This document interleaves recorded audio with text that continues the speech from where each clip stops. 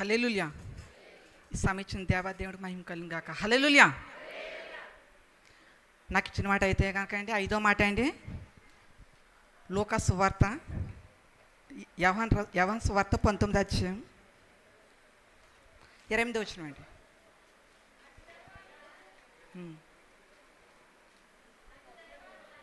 చదవండి.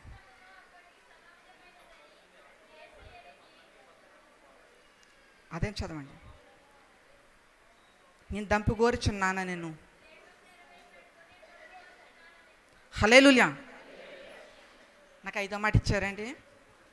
చిన్న పల్లవి చరణం పాట పాడుకుందాం.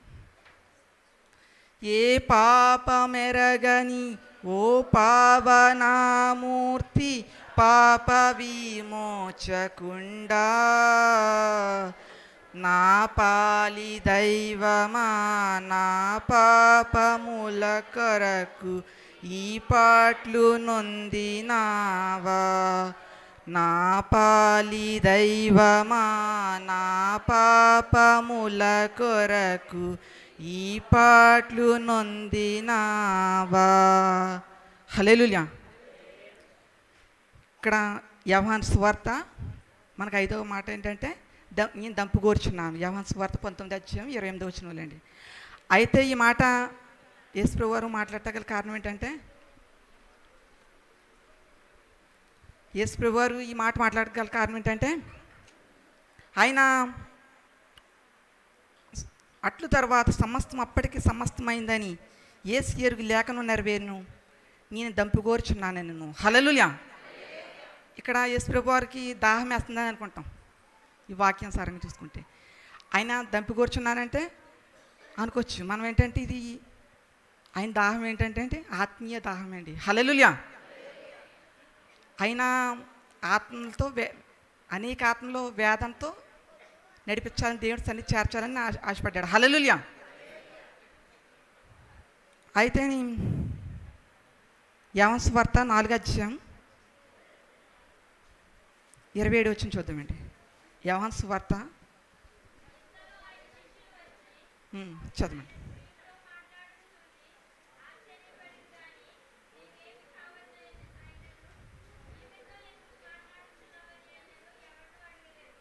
చదవండి.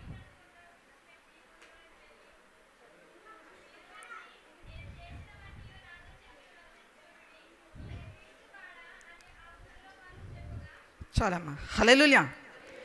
ఇక్కడ యోహాను సువార్త 4వ అధ్యాయం 27వ వచనం చూసినట్టు, యోహాను సువార్త 27వ వచనం చూసినట్లయితే ఇక్కడ యేసు ప్రభువు వారు ఒకరితో మాట్లాడుతున్నారు. ఎవరంటే సమరయ స్త్రీతో మాట్లాడుతున్నారండి.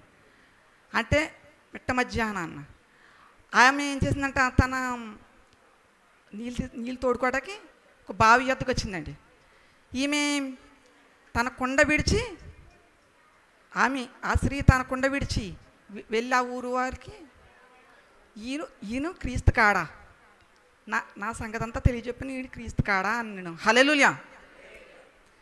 మీరు వచ్చి చూడి నేను చేసినవన్నీ నాతో చెప్పిన మనుషుడు చూడుడి ఈయన క్రీస్తు కాడా అని ఆ ఊరు వారితో చెప్పగా. హల్లెలూయా. వారు ఆ ఊరి నుంచి బయలుదేరి ఆయన యొద్దకు వచ్చి చుండేరి. హల్లెలూయా.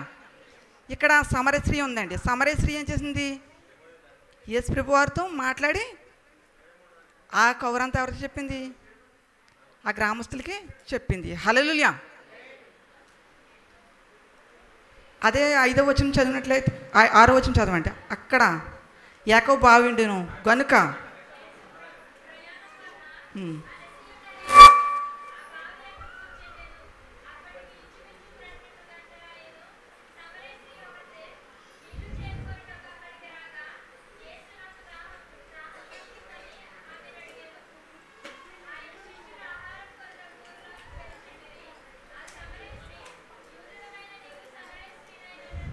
దాహం అడుగుచున్నావా నేను. యూదులు సమరయులతో సాంగత్యం చెయ్యరు. హల్లెలూయా. ఇక్కడ 7వ వచనం చూసినట్లయితే అయితే ఇక్కడ యేసు ప్రభువు వారు ఒక బావి యొద్ద కూర్చున్నాడు. యాకోబు ఒక బావి దగ్గర కూర్చున్నాడండి. అయితే సమరయ స్త్రీ ఒకటి వచ్చింది. సమరయ స్త్రీ వచ్చి నీళ్ళు తోడుకోవడానికి వచ్చింది. అప్పుడు యేసు ప్రభువు వారు అన్నారు, అమ్మ నాకు దాహం వేస్తుంది, నాకు కొద్దిగా నీళ్ళు దయచేయమా అన్నాడు. అయితే నీ ఆ సంగతికి ఆ మంది, మీరు యూదులు, మేము సమరయులము, మేము దాహాన్ని ఇవ్వటానికి ఎటువారు అన్నాడు. హల్లెలూయా. అయితే నీ యేసుప్రభు వారు అన్నారు, అయితే నేను యూదులు సమరయులతో సాంగత్యం చేయరా అన్నాడండి. హల్లెలూయా. ఎలియనగా యూదులు సమరయులతో సాంగత్యం చేయరా అన్నాడండి యేసుప్రభు వారు. అప్పుడు అందుకు యేసు, నీవు దేవుని వరం నాకు దాహం అడిగిన ఎడల నువ్వు ఆయన్ని అడిగిన ఎడల నీకు జీవజలం ఇచ్చాను. హల్లెలూయా. ఇక్కడ యేసుప్రభు వారు 10వ వచనంలో ఏమన్నాడంటే, నేను నీకు అడిగిన ఎడల నీకు జీవజలాన్ని ఊటను ఇస్తానన్నాడండి. అయితే అంటే ఇక్కడ యేసుప్రభు వారు దాహం వేసి కాదు, అంటే ఏంటంటే ఇక్కడ ఆత్మీయ దాహమే అండి. అనేక ఆత్మలు నశించిపోతున్న ఆత్మ పట్ల దాహం కలిగి ఉన్నాడు. అప్పుడు ఏమంటుంది 12వ వచనం చదవండి సార్. 12వ వచనం దయచేసి చదవండి. తాను 4వ అధ్యాయం 12వ వచనం సార్ చదవండి.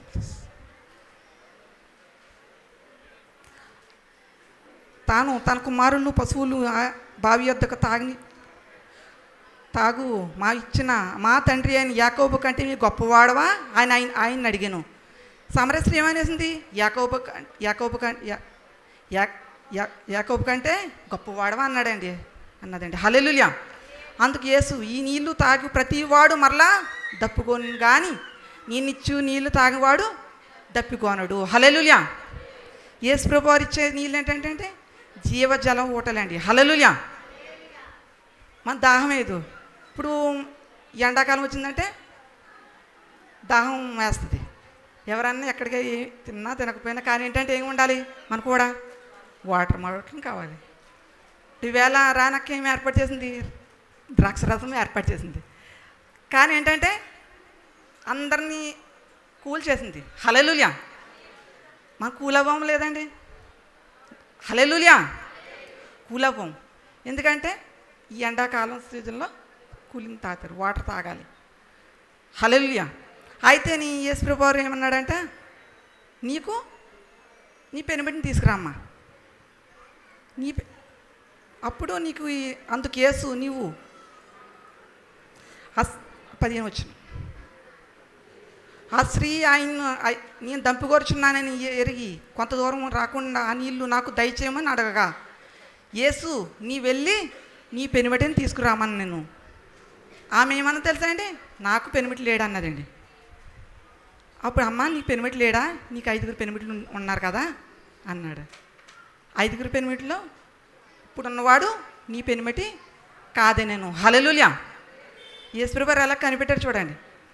ఇప్పుడున్నవాడు నీ 5 పెనిమిట్లు ఉన్నారు, 5 పెనిమిట్లు ఇప్పుడున్నవాడు నీ పెనిమిటి కాడే నేను. హల్లెలూయా. అయితే అప్పుడు 19 వచ్చిన అప్పుడు అయ్యా నీవు ప్రవర్తవాన్ని గ్రహించున్నాను నేను. ఈమె ఏం గ్రహించిందంటే ప్రవర్తవాన్ని గ్రహించింది. యేసుప్రభు వారు తన సంగతి అంతా తెలియచెప్తున్నాడు కానీ అండి, ఈయన ఒక ప్రవర్తగా గ్రహించింది. అప్పుడు ఆమె ఏం చేసింది తెలుసా అండి, ఈమె నా గురించి నా సంగతి అంతా తెలియచెప్పిన ఈయన క్రీస్తు కాడని చెప్పిందండి.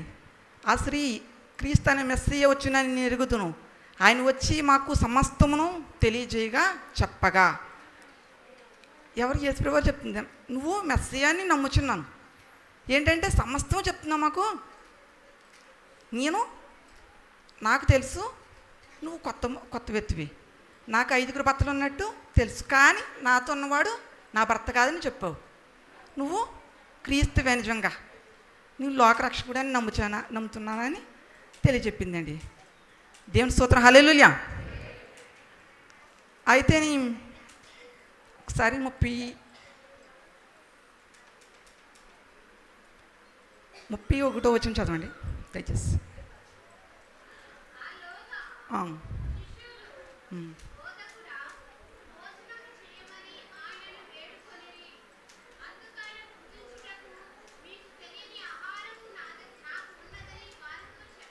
ఉమ్.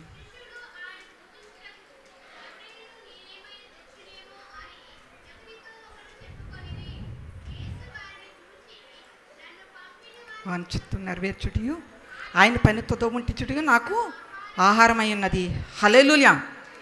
ఇక్కడ యేసు ప్రభు వారు ఏం చేశారంటే ఆయన అందుకే ఆయన భుజించుటకు మీకు తెలియని ఆహారం నాకు ఉంది అని శిష్యులు చెప్పారండి. ఆ శిష్యులు అనుకున్నారు ఈయన ఇంతకుముందు ఎవరి దగ్గర నా ఆహారం పుచ్చుకున్నాడా అని అడుగుతున్నారండి. ఈయనకి ఏం అర్థమైందంటే యేసు వారి వైపు చూచి నన్ను పంపిన వాని చిత్తం నెరవేర్చుటయు ఆయన పని తొదముట్టించు నాకు ఆహారం అయి ఉన్నది. ఇక్కడ ఇందాక యెహోవా సువార్త 19:28 చూసినట్టు దంపి కూర్చున్నానని మాటకు అంటే ఇక్కడ ఆయన ఏంటంటే ఆత్మల పట్ల వేదన కలిగి ఉన్నాడండి. హల్లెలూయా. ఇప్పుడు అనేక ఆత్మలు దేవుడి రాజ్యం చేర్చాలి. నేను సిలువ మీద 5వ మాట పలుకుతుండగా ఈయన ఎందుకు అన్నాడంటే ఇంకా అనేక ఆత్మలు దేవుడి సన్నిధిలో నింపాలి, దేవుడి రాజ్యం చేర్చాలని తపన పడ్డాడు. హల్లెలూయా. అయితేని మా 42 వచ్చిన మా మట్టుకు మేము విని ఈయన నిజంగా లోకరక్షకుడు అని తెలుసుకున్నాం నమ్ముచున్నామా నేను. హల్లెలూయా. ఇక్కడ గ్రామస్తులు ఏమనుకున్నారంటే అండి ఇప్పుడు ఆయన యేసు ప్రభు 2 దినాలు ఉన్నారంటండి వారి మధ్యన. అప్పుడు నిజంగా ఈయన లోకరక్షకుడు అని తెలుసుకుని నమ్మారండి. హల్లెలూయా. సమరయ స్త్రీ ఏం చేసిందండి తన కుండ విడిచి అది గ్రామానికి వెళ్ళింది. హల్లెలూయా. అంటే ఈయన క్రీస్తు నా గురించి చెప్పాడు. 8వ వచనం చూసినట్లయితే మీరు వచ్చి చేసినవన్నీ చెయ్యి మనుషులు చూడుడి ఈయన క్రీస్తు కాడా అని ఆ ఊరు వారికి చెప్పగా. హల్లెలూయా. ఆమె ఏం చేసిందంట యేసు ప్రభు వారు నా కొరకు నా ప్రతి విషయాన్ని కూడా దేవుడు బయలుపరిచాడు, ఆయనే నిజమైన క్రీస్తు అని ఎవరికి చెప్పింది? గ్రామస్తులు సువార్త చెప్పింది. మనం రక్షణ పొందామంటే మనం ఏం చేయాలి? ఇతరులకి మనం రక్షణ పొంద మాత్రమే సరిపోదు, కానీ ఇతరులను రక్షించాలి. సువార్త 2 మాటల్లో ఈమె ఏం చెప్పింది? నా గురించి చెప్పిన ఈయన క్రీస్తు కాడా అన్నది. ఇంకా దేవుడు నమ్ముకోమని చెప్పలే, కానీ దేవుడు మన జీవితంలో ఏ కార్యం చేశాడా ఆ కార్యం గురించి మనం ఏం చేయాలి? అన్యులకి తెలియచెప్పాలి. హల్లెలూయా. అలాగా నేను కొన్ని చోట్ల నలుగురిని నడిపించాను. 9 అయితే వచ్చారు మందిరంకి. అడిగారు మందిరంకి ఎక్కడికి వెళ్ళాలి అని అడిగితే నుంచి పలానా ప్రదేశం అని చెప్పాను, పలానా చర్చ్ అని చెప్పాను. హల్లెలూయా. మన మందిరికి నడిపించాను. అయితేని ఇప్పుడు యేసు ప్రభు వారు ఆయన దాహం తీర్చే వారు ఉండాలంటే ఆయన కుమారులు కుమార్తెలు కాబట్టి మనం ఏం చేయాలంట? ఆయన యొక్క ఆత్మల దాహాన్ని తీర్చాలండి. సమరయ స్త్రీ ఆత్మల దాహం తీర్చింది. అనేక గ్రామంలోకి వెళ్ళి అందరికీ తన కుండ విడిచి అనేక మందిని తీసుకొచ్చి యేసు ప్రభు వారు మయ్యని పెట్టింది. యేసు ప్రభు వారు సువార్త ప్రకటించి రక్షణ మార్గం నడిపించాడు. హల్లెలూయా. యెషయా గ్రంథం 44:3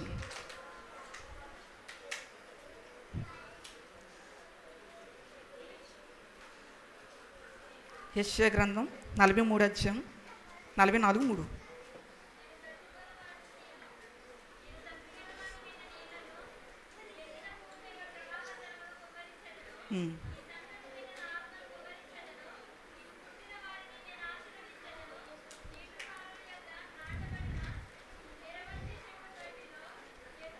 చాలమ్మా.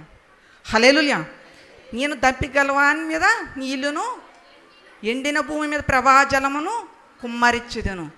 ఇక్కడ దేవుడు వాక్య యెషయా గ్రంథంలో ఏమని మాట్లాడుతుందంటే నేను దప్పిగలవారిని నీళ్లును ఎండిన ప్రవాహ జలం నా ప్రవాహాల మీద జలం కుమ్మరిస్తా అన్నాడు. హల్లెలూయా. అయితే దేవుడికి దాహం కాదండి, ఆత్మల దాహం ఉంది.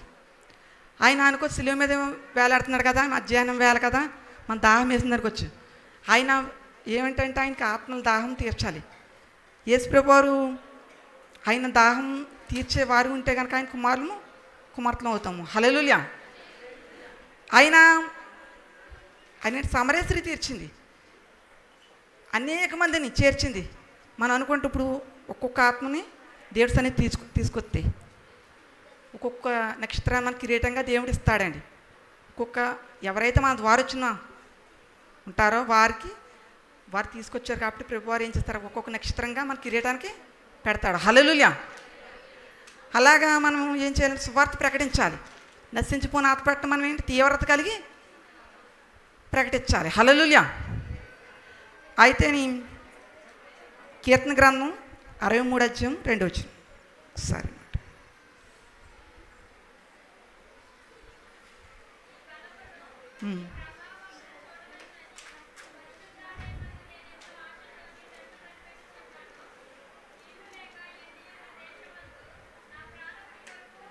తృష్ణగోరి ఉన్నది చాలా. నీళ్ళు లేక ఎండి ఉన్న దేశమును నా ప్రాణం నీ కొరకు తృష్ణగోరి ఉన్నది. మనం దేవుడి కొరకు ఏం తృష్ణ కలిగి ఉండాలండి. తృష్ణ కలిగి అనేక ఆత్మలు మనం దేవుడి సన్నిధికి చేర్చేవారు ఉండాలి. అనేక ఆత్మల పట్ల మనం తీవ్రతగా ప్రార్థన చేయాలి. యేసుప్రభువారు శిలువ మీద 5వ మాటగా ఏంటంటే నేను దంపుకోరుచున్నాను అని అన్న మాటకి మనం ఏంటంటే ఆయన వేదంతో ఉన్నాడు. ఇంకా అనేక ఆత్మలు దేవుడి సన్నిధిని నడిపించాలి. అనేక మందిని నశించిపోవడం నాకు ఇష్టం లేదు. వారిని దేవుడి రాజ్యం చేర్చాలని తపన పడ్డాడు. కాబట్టి మనం ఏం చేయాలంటే ఆయన ఒక రాజ్యంలో ఉండాలంటే అనేకులను మనం పొందిన రక్షణ ఇతరులకు రుచి చూపించాలి. హల్లెలూయా. అలాగా మనం చేసినట్లయితే దేవుడికి మహిమ ప్రభావాలు ఆయనకి చెల్తాయండి. మనం దేవుడి యొక్క దాహాన్ని తీర్చేవారిగా మనం ఉంటామండి. హల్లెలూయా. అటువంటి ధన్యత కృప దేవుడు మన దయచేయను గాక. ఆమేన్.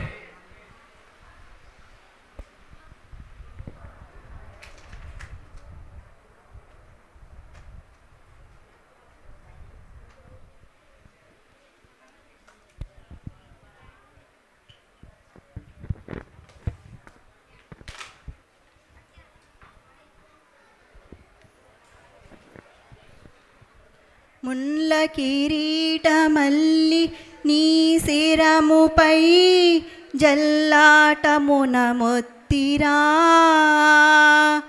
ముళ్ళ పోట్లకు శిరము తల్లడిల్లగా సొమ్మసిల్లిపోతివ రక్షకా. ముండ్ల కిరీటమల్లి నీ శిరముపై జల్లాటమున మొత్తిరా, ముళ్ళ పోట్లకు శిరము తల్లడిల్లగా సొమ్మ సిల్లిపోతివ రక్షకం. ఏ పాపమెరుగని యో పావ నామూర్తి పాపవి మోచకుండా, నా పాలి దైవమా నా పాపముల కొరా కీ పాట్లు నొందినావా. హల్లెలూయా. మహాపరిశుద్ధుడని మా పరమ తండ్రి దేవా, నీ సన్నిధిలో నిలబడడానికి నేను అర్హురాను కాదు, యోగ్యురాలు కాదు. మట్టిని తుమ్మును అయ్యా గాడిద నిల్చున్నాను, నన్ను వాడుకొని నీ సహాయంని నీ కృప నాకు అనుగ్రహించమని యేసయ్య నామమున నడుచున్నాను తండ్రి. ఆమేన్. నాకు ఇవ్వబడిన మాట 6వ మాట సమాప్తమైనది. యోహాను సువార్త 19:30. యేసు ఆ చిరకను పుచ్చుకొని సమాప్తమైనదని చెప్పి తల వంచి ఆత్మను అప్పగించాను. ఇప్పుడు సమయం 3:30 అయిపోయిందండి. అంటే యేసుప్రభువారు ఉదయం 9 గంటల నుంచి మధ్యాహ్నం 3 గంటల వరకు సిలువ పైన వ్రేలాడాడు. అంటే ఇంచుమించు 9 గంటల నుంచి 3 గంటల వరకు లెక్కేసుకుంటే 6 గంటలు. అంటే నాకు ఇచ్చిన మాట 6వ మాట. దేవుడు 6వ మాటగా ఏమని చేశాడు? సమాప్తమైనదని చెప్పాడు. 6వ రోజున దేవుడు ఏం చేశాడు? ఎవరిని చేశాడు? మొత్తం 6 రోజులు సృష్టినంతా చేశాడు. ఆదికాండము 1వ అధ్యాయం 24వ వచనంలో చూసినట్టయితే 24 నుంచి చివరి వచనాల వరకు చదువుకున్నట్టయితే అక్కడ సృష్టినంతా చేసి 6వ రోజున మానవుని చేసిన తర్వాత అప్పుడు దేవుడు 7వ రోజున విశ్రమించాడు. అంటే 6వ దినాన్ని దేవుడు అతి పరిశుద్ధమైనదిగా చేసి ఉన్నాడనమాట. ఆదికాండము 2వ అధ్యాయం 1-3 వచనాలు చదివినట్లయితే దేవుడు సృష్టినంతా చేసి చాలా మంచిది, చాలా బాగుంది, నేను సృష్టిని చేశాను, మానవుని చేశాను, ఈ సృష్టిని ఆనందించడానికి మానవుని చేశాను, ఇంకా నేను మానవునితో నేను కూడా సత్సంబంధాన్ని కలిగి ఉంటానని చెప్పి దేవుడు 6వ దినాన్న చాలా సంతోషించాడనమాట. నా సృష్టి చాలా బాగుంది, నేను నా చేతులతో నిర్మించుకున్న నా మానవులు కూడా నా మాట వింటారు, అనేసి అని చెప్పి దేవుడు 6వ దినాన్ని చాలా పవిత్రంగా ఎంచుకున్నాడనమాట. అయితే దేవుడు ఈ లోకానికి ఎందుకు వచ్చాడంటే ఒక ప్రణాళిక కొరకు వచ్చాడనమాట. దేవుడు ఈ లోకానికి ఎందుకు వచ్చాడు? ఒక ప్రణాళికను నెరవేర్చడం కొరకు వచ్చాడు. అది ఏంటంటే లూకా సువార్త 4వ అధ్యాయం 16 నుంచి 19 వచనాలు ఒక్కసారి చదవండి. లూకా సువార్త 4వ అధ్యాయం 16 నుంచి 19 వచనాలు.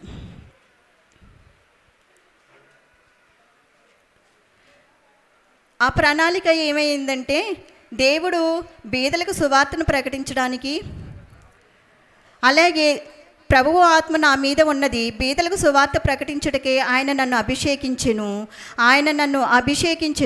చెరలోనున్న వారికి విడుదలను, గ్రుడ్డి వారికి చూపును ప్రకటించుటకును, నలిగిన వారిని విడిపించుటకు, ప్రభువు హితవచ్చరము ప్రకటించుటకు ఆయన నన్ను పంపియున్నాడు. దేవుడు ఈ లోకానికి ఎందుకు వచ్చాడంటే ఒక ప్రణాళిక కొరకు. ఏ ప్రణాళిక? గ్రుడ్డి వారిని కన్నులు ఇవ్వడానికి, రోగుల్ని బాగు చేయడానికి, అలాగే బంధకాల్లో బంధించబడిన వారిని బంధకాల నుంచి విడిపించబడడానికి, అలాగే దేవునికి మానవునికి సంబంధం ఏర్పరచడం కోసం ఈ ప్రణాళిక కలిగి యేసుక్రీస్తు ఈ లోకానికి వచ్చాడనమాట. యేసుక్రీస్తు ఈ లోకానికి వచ్చినప్పుడు దేవుడు మనకు ఆదం గారు పాపం చేసినప్పుడు ధర్మశాస్త్రం ఏర్పడిందనమాట.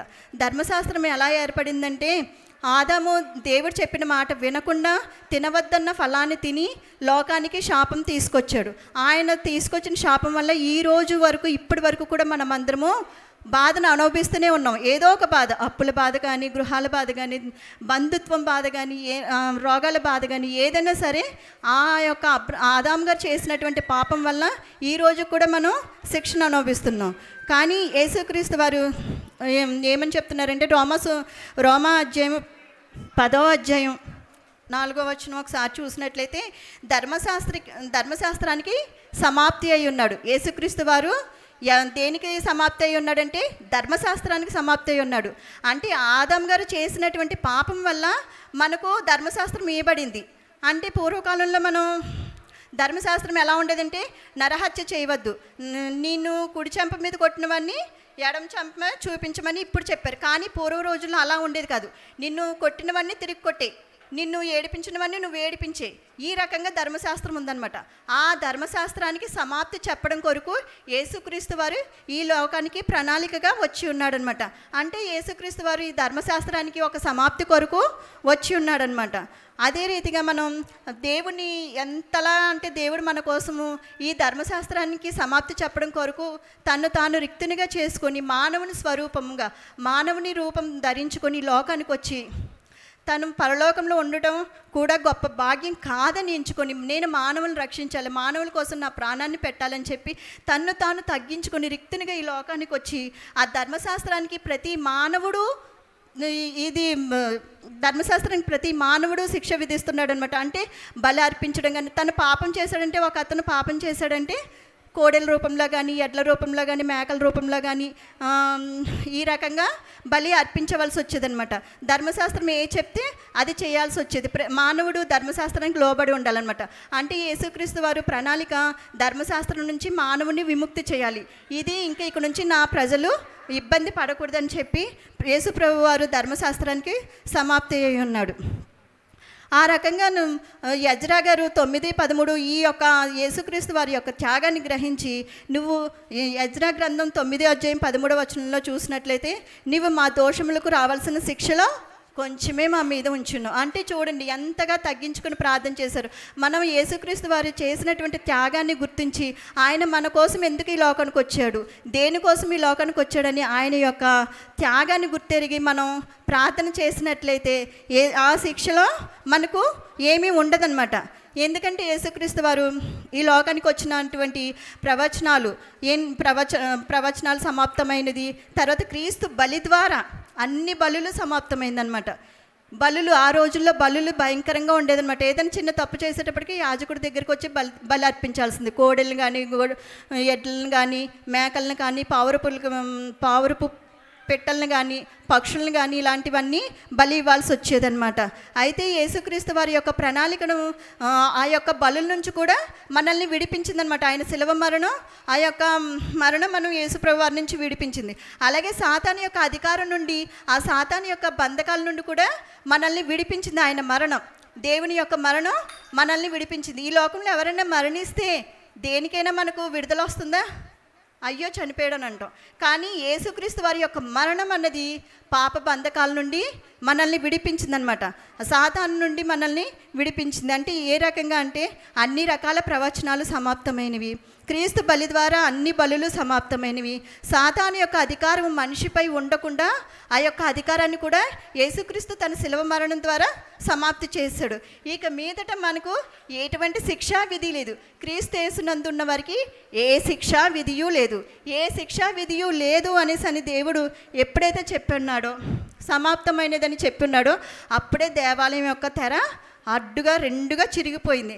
అంటే పూర్వం రోజుల్లో యాజకుడు ఇది ఆవరణం అనుకుంటే ఇది పరిశుద్ధ స్థలం, వెనుకున్నది అతి పరిశుద్ధ స్థలం. ఈ ఆవరణంలో సామాన్య ప్రజలు ఉండాలి. ఈ యొక్క పరిశుద్ధ స్థలానికి యాజకుడు రావాలి.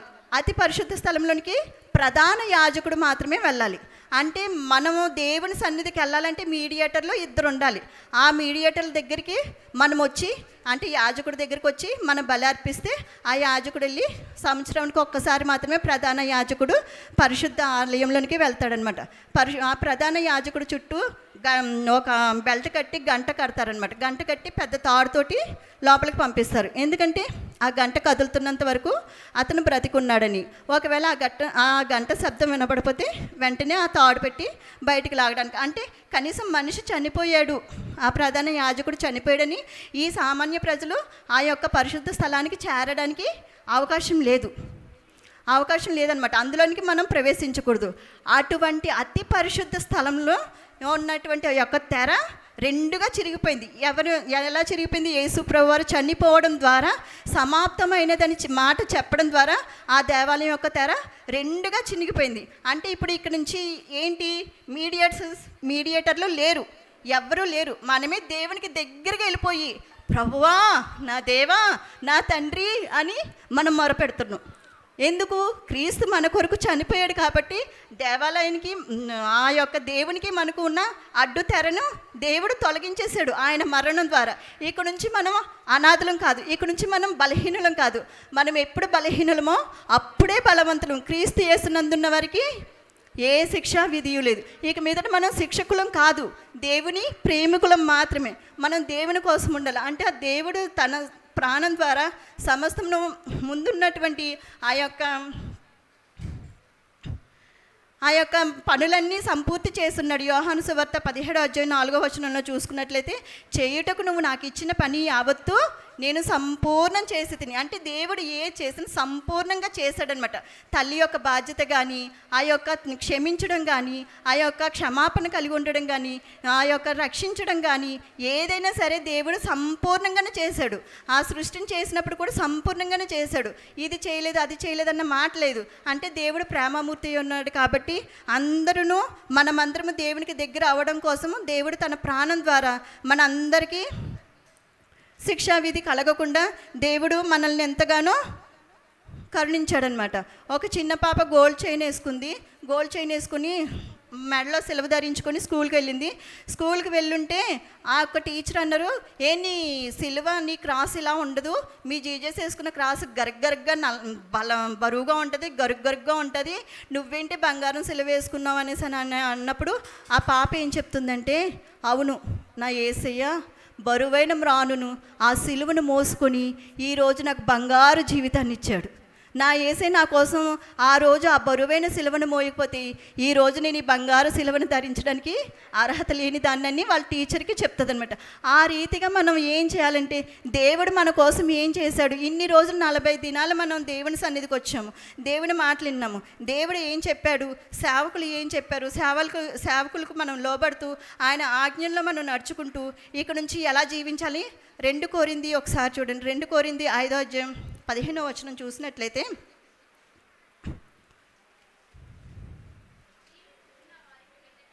జీవించుచున్న వారి ఇక మీదట మన కొరకు కాక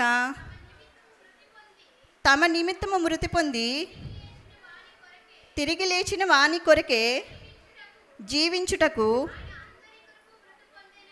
ఆయన అందరి కొరకు మృతి పొందిననియు నిశ్చయించుకొనుచున్నాము. ఇక నుంచి మనం ఎవరి కోసం బ్రతకాలి? క్రీస్తు కొరకు బ్రతకాలన్నమాట. ఇంతవరకు మనం మన కోసం బ్రతికాం, లోకంలో ఉన్నంత వరకు మన కోసం మనం బ్రతుకుతాం. కానీ ఇక నుంచి మన గురించి కాకుండా ఈ యొక్క 40 దినాల్లో మనం ఏం నేర్చుకున్నాము, సేవకులు ఏం చెప్పున్నారు, అవన్నీ మాటలు మన హృదయంలో తలపోసుకుని ఇక నుంచైనా క్రీస్తు కొరకు మనం బ్రతికి ఒక ఆత్మనైన దేవుని వైపు రక్షించిన ఎడల మన యొక్క ఆత్మ పరలోకంలో చేరిన తర్వాత మన మీద జీవ కిరీటం ఉంచబడుతుంది. జీవ కిరీటంతో పాటు మనకు ఒక వజ్రం రత్నం అలంకరించబడుతుంది అనమాట. ఎందుకంటే ఒక ఆత్మను రక్షిస్తే దాని ఫలాన్ని పోగొట్టుకోవన్నమాట. ఇక నుంచైనా మనం క్రీస్తు కొరకు బ్రతకాలన్నమాట. క్రీస్తు మన కొరకు చనిపోయాను, ఆయన మన కొరకు సమస్తము చేసి ఉన్నాడు. కాబట్టి మనం క్రీస్తు యొక్క త్యాగాన్ని వృధా చేయకుండా ఆయన మన యందు ఏం కోరుకుంటున్నాడో అట్టి రీతిగా మనం జీవిస్తూ ఆయన అడుగుజాడల్లో మనకున్న కోపాన్ని, తాపాన్ని, ఆ యొక్క ఆవేశాన్ని అవన్నీ పక్కన పాడేసి, ప్రభువా ఇదిగో నేను నీ సన్నిధిలో ఉన్నాను, నీ చిత్తానికి నన్ను నేను అప్పగించుకుంటున్నాను, నీ చిత్తమైతే నీ మార్గంలో నన్ను నడిపించని మనము దేవునికి అప్పగించుకునే ఎడల దేవుడు తప్పక దాన్ని మనకు నెరవేరుస్తాడు, తీరుస్తాడు. అలాగే మన బాహ్యమైన కోరికలనే కాకుండా ఆత్మీయమైన ఆత్మవరములు కూడా కోరుకొని మనం ఈ లోకంలో నిందారహితులుగా జీవించాలని కోరుకుంటూ ఈ చిన్న సాక్ష్యం దేవుడు దీవించును గాక.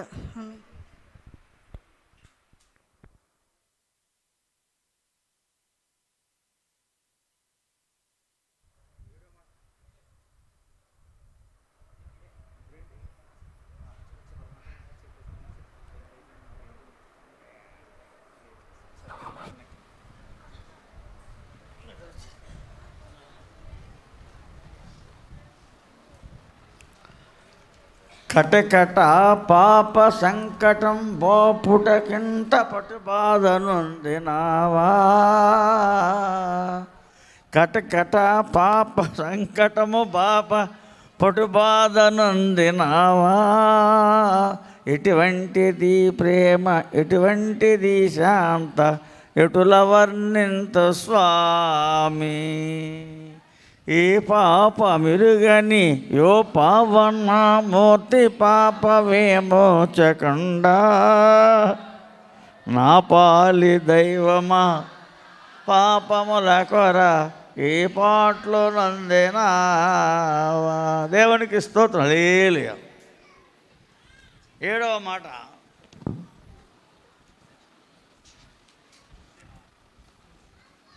లూకాసు వార్త 23:40. తండ్రి నీ చేతికి నా ఆత్మను అప్పగించున్నాను అని చెప్పి ప్రాణాన్ని దేవునికి అప్పగించాడు. దేవునికి స్తోత్రం. అప్పుడు దేవాలయపు తెర పైనుండి కిందికి 2గా చెరిగింది. సమాధులు తెరవబడ్డాయి.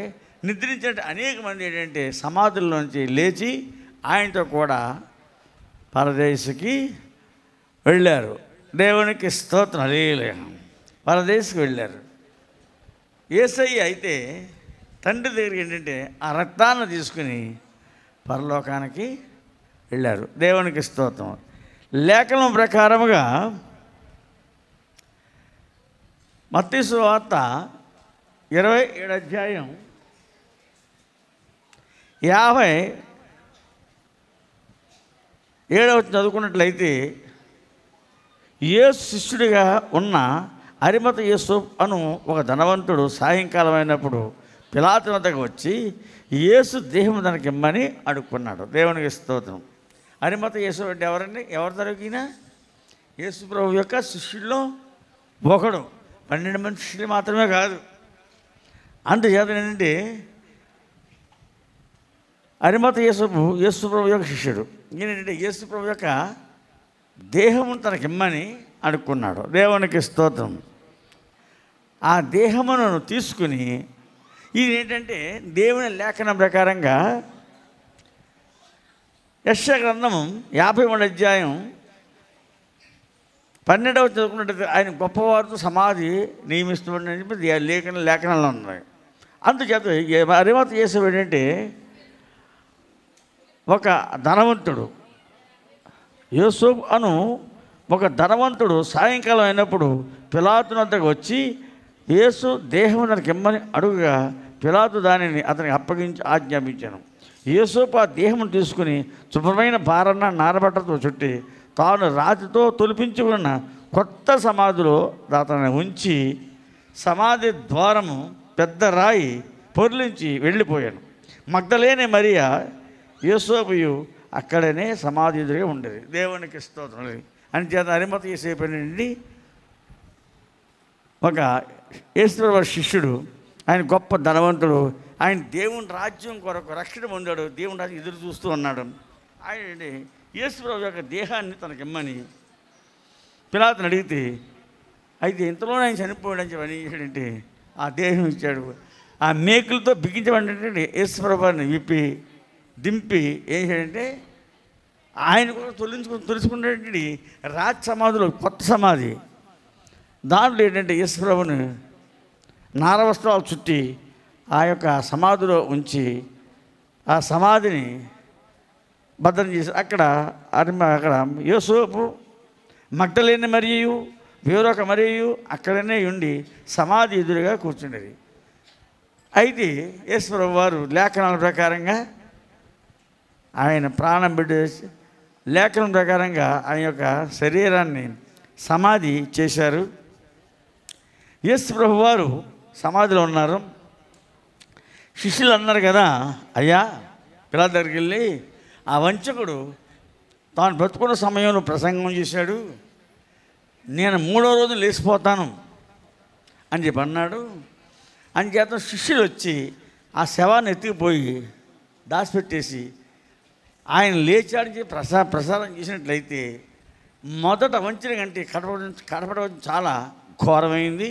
అందుచేతను ఆ సమాధిని భద్రత చేయమంటే నేను చేయవలసింది ఏదో నేను చేశాను, కాబట్టి మీరు కూడా మీ చేతనైనంత మట్టుకు మీరును భద్రం చేయడని ఆరు చెప్పాడు. అందుచేతను ప్రభుత్వం వారి యొక్క ముద్రలు అలాగని